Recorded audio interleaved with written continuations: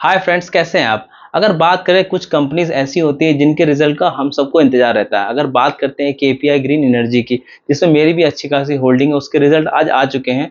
और काफ़ी लोग ऐसी कंपनीज के जिन्होंने अच्छे खासे मल्टीबैगर रिटर्न दिए होते हैं, उनके रिजल्ट का इंतजार रहता है। तो चलिए आज इसके क्वार्टरली रिजल्ट को हम लोग डिस्कस कर लेते हैं।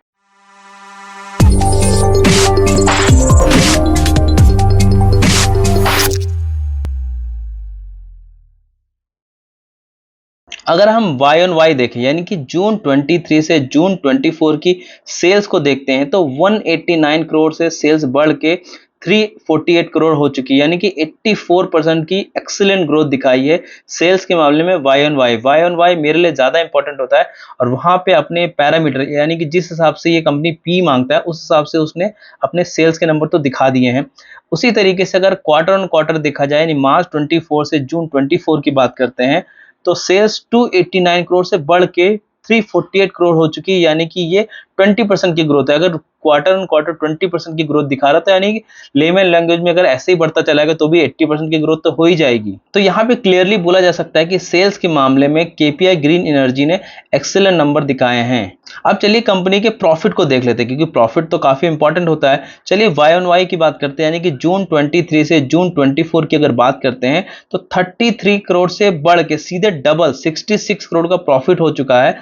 यानी 100% की एक्सेलेंट ग्रोथ दिखाई है प्रॉफिट में वाई ऑन वाई में। उसी तरीके से अगर हम क्वार्टर ऑन क्वार्टर देखें, यानी कि मार्च 24 से जून 24 देखते हैं, तो 43 करोड़ से बढ़ के 66 करोड़ हो चुका है। यानी 53% की ग्रोथ दिखाई। क्वार्टर ऑन क्वार्टर और वाई ऑन वाई दोनों में ही इन्होंने एक्सेलेंट परफॉर्मेंस किया है, हम बोल सकते हैं ऐसा। तो हमने देखा कि चाहे हम सेल्स की बात करते हैं या हम प्रॉफिट की बात करते हैं, दोनों ही के केस में केपीआई ग्रीन के जो ये जून क्वार्टर के नंबर है, एक्सेलेंट नंबर इसने दिखाए हैं। इसी के चलते आज अगर हम देखें तो शेयर जो है 5% के अपर सर्किट पे भी क्लोज हुआ। ऐसा हो सकता है, ये कंपलसरी नहीं होता, लेकिन ऐसा हो सकता है कि शायद आने वाले कुछ समय में इसमें 5% का अपर सर्किट लगता ही जाए। और अगर बात करते हैं, यहाँ पे एक और इंपॉर्टेंट बात हो जाती है कि ओपीएम जो काफी दबाव में था, अभी अगेन 38% हमको जून क्वार्टर में दिखाई दे रहा है। यानी कि ओपीएम बढ़ता है तो हमें कंपनी पे और कॉन्फिडेंस आ जाता है कि कंपनी आने वाले समय में अच्छा करेगी और हमको अच्छे से अच्छा रिटर्न देगी। और मैंने केपीआई ग्रीन पे काफी वीडियो बनाए थे। इसमें मैंने केपीआई ग्रीन वर्सेस वारी का भी वीडियो बनाया था, जिसका लिंक मैं डिस्क्रिप्शन में डाल दूंगा, कमेंट में डाल दूंगा, आप जाके देख सकते हैं। और मेरे हिसाब से, उस एनालिसिस के हिसाब से, मैंने ऐसा बोला था कि केपीआई ग्रीन अभी करंट सिनेरियो में वारी से ज्यादा अच्छा है।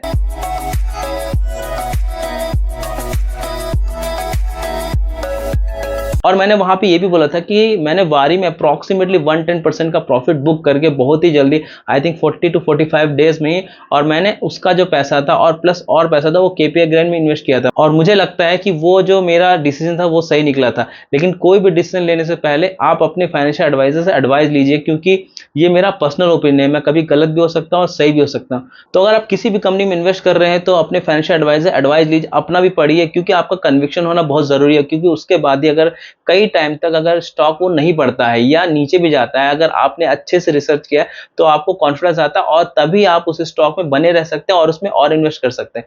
तो आज के लिए इतना ही। अगर वीडियो पसंद आता है तो उसको लाइक कर दीजिए, फैमिली और फ्रेंड्स के साथ शेयर कर दीजिए, और अगर अभी तक चैनल को सब्सक्राइब नहीं किया तो अब तो सब्सक्राइब कर दीजिए।